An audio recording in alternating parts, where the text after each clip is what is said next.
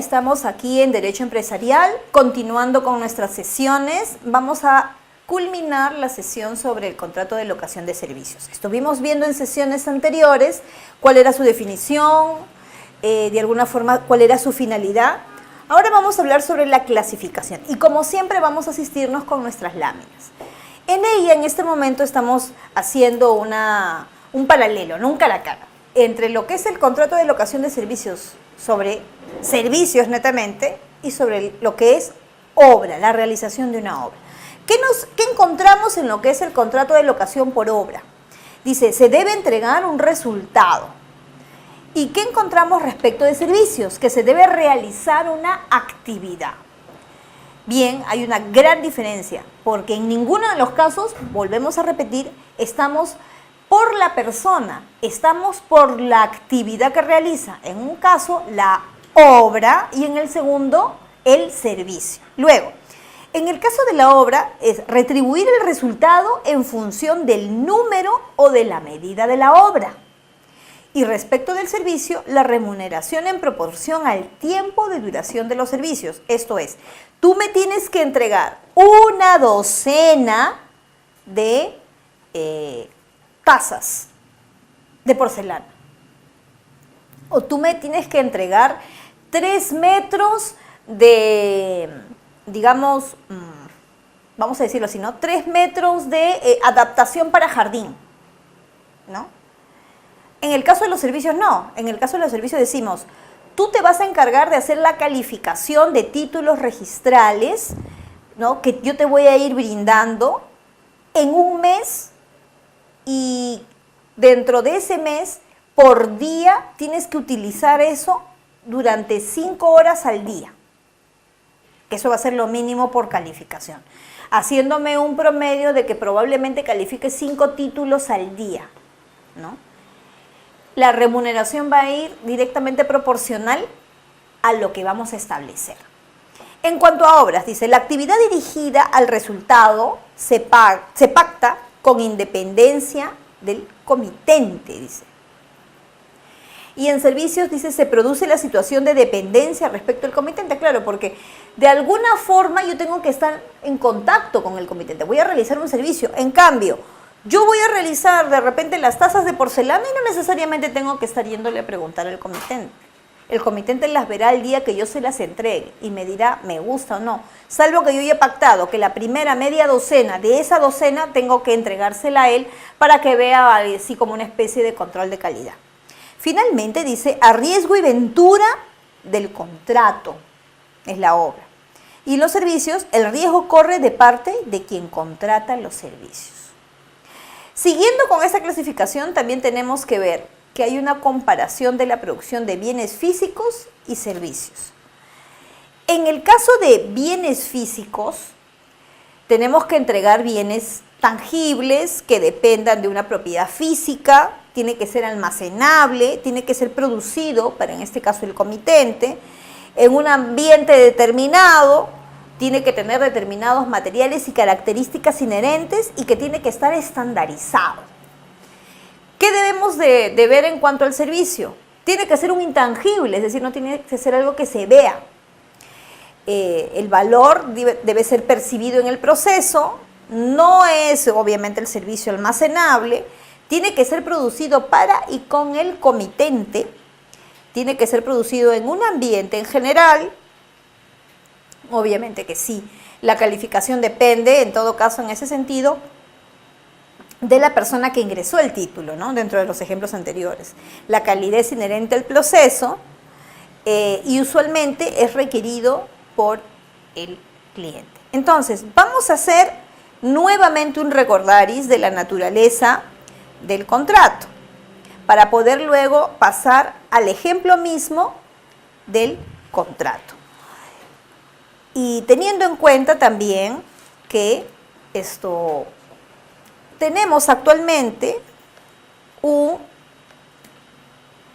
premio Nobel que justamente trata de la teoría de los contratos, tanto que hemos estado hablando durante todo este lapso de tiempo sobre los contratos en general y ahora vamos a ver, ya estamos viendo lo que corresponde al contrato laboral, la naturaleza de este tipo de contratos, ¿no?, es netamente no personal, no subordinada y no remunerativa. Es sí retribuida, sí a los servicios o las obras y además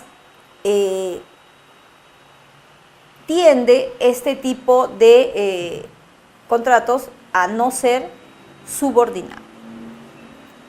Entonces, tenemos que ver mucho que este tipo de contrato de locación de servicios es de naturaleza intelectual. Si uno no se ha cultivado, obviamente que tampoco podría establecer ningún contrato mínimamente de obra, porque uno tiene que conocer, que saber, que realizar, cómo lo vas a hacer, desde pulseritas hasta, por ejemplo, una escultura. Uno tiene que haberse cultivado previamente para ser muy hábil, tener esas habilidades para la realización de una obra. Y si es respecto de un servicio, sí, netamente intelectual. El haberse cultivado intelectualmente va a permitir poder realizar opiniones, calificaciones sobre un determinado tema en específico. Por eso es que hablábamos también de que hasta que después de mucho tiempo hay un premio Nobel respecto de la teoría de los contratos en materia económica, ¿no? Bien, entonces, respecto de nuestro ejemplo, ahí tenemos un contrato de locación de servicios a Celina Cóndor Carhuacusma, ¿ya? O mejor dicho, ella es la comitente. Dice, contrato de locación de servicios que celebran de una parte Belisa Maribel Cóndor Carhuacusma con RUC 10 21 28 42 554, indica un domicilio, ¿no?